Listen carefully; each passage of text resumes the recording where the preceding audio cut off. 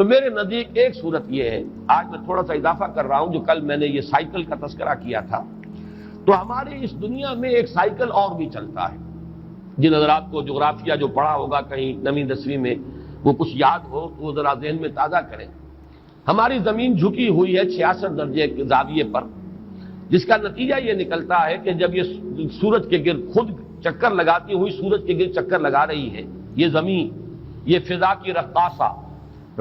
کے مانند ہے یہ زمین، یہ فضا کی رقاصہ آدم نو کے انتظار میں ہے۔ احمد ندیم قاسمی نے کبھی کوئی غزل کہی تھی، شعر بڑا پیارا ہے یہ زمین یہ فضا کی رقاصہ آدم نو کے انتظار میں ہے۔ کوئی نیا آدم آئے، یہ آدم تو بڑا بوسیدہ ہو گیا، فرسودہ ہو گیا، بہت پستیوں میں گر گیا، اب تو کوئی اور آدم چاہیے جو ذرا بلند ہمت آدم ہو، ایک ایسا انسان آئے دنیا میں جس کے اندر عزیمت ہو، پختگی ہو۔ خیر وہ ایک شعر کے حوالے سے عرض کر رہا ہوں۔ تو سورج جو ہے وہ کبھی آپ کو معلوم ہے کہ وہ جاتا ہے خط سرطان تک، پھر وہ نیچے اترتا ہے، پھر خط استوا کو کراس کرتے ہوئے پھر جاتا ہے خط جدی تک، پھر وہ ابھرنا شروع کرتا ہے، پھر وہ ایکویٹر کو خط استوا کو کراس کرتا ہے۔ ایک سال میں ایک سائیکل پورا ہوتا ہے، گویا کہ ایک مرتبہ وہ شمال میں جاتا ہے خط استوا سے اور خط سرطان تک پہنچ گیا، پھر اس کی وہ جنوب کی طرف ڈائریکشن شروع ہوتی ہے، اور پھر وہ ایکویٹر کو کراس کرتا ہوا وہ خط جدی تک پہنچ جاتا ہے، پھر وہاں سے کھڑا ہوتا ہے، پھر وہ اوپر جاتا ہے۔ تو یہ سائیکلز جو ہیں، جو میں نے کہا انسان کے اپنے اندر بھی اس کی باطنی کیفیات، اس کی نفسیات میں بھی یہ سائیکلز آتے ہیں۔ البتہ ڈگریز کا فرق ہے، جو کم حساس قسم کے لوگ ہیں، جو زیادہ جو صرف حیوانیت کی سطح پر زندگی بسر کر رہے ہیں، حیوانوں میں یہ نہیں ہوتا،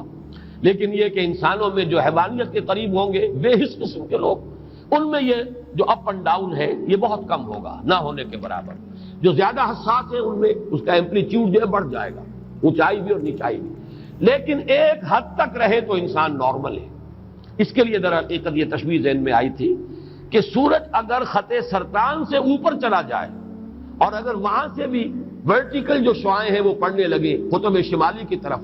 تو سمجھ لیجئے کہ دنیا ختم ہو جائے گی۔ اتنا برف پگھلے گا کہ پورا گلوب جو ہے فلڈ ہو جائے گا، پانی سے فلڈڈ ہوگا پورا۔ اسی طریقے سے اگر نیچے اتر جائے خط جدی سے ہو تو وہی تباہی پھر آ جائے گی، اس لیے کہ وہ جو منجمد جو جنوبی ہے، بحر منجمد جنوبی، وہ اگر کہیں پگھل جائے تو پھر وہی صورت ہوگی کہ جو تو معلوم یہ ہوا کہ ایک حد تک یہ سورج کی جو سائیکل ہے،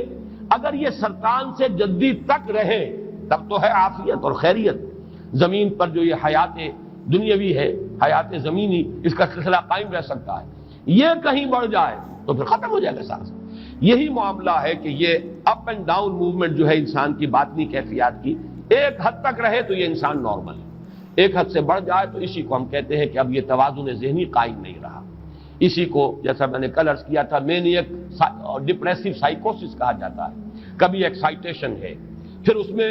ایک طرح سے فوکس ہو جاتا ہے کسی بات کا، آدمی کو دھن سوار ہو جاتی ہے، بس اسی میں وہ لگ جاتا ہے، اور پوری قوتیں، حرکت، محنت، بھاگ دوڑ، معلوم ہوتا ہے جیسے کہ اس کے جسم میں کبھی کوئی عارضہ تھا ہی نہیں۔ جب ڈپریشن میں آتا ہے تو معلوم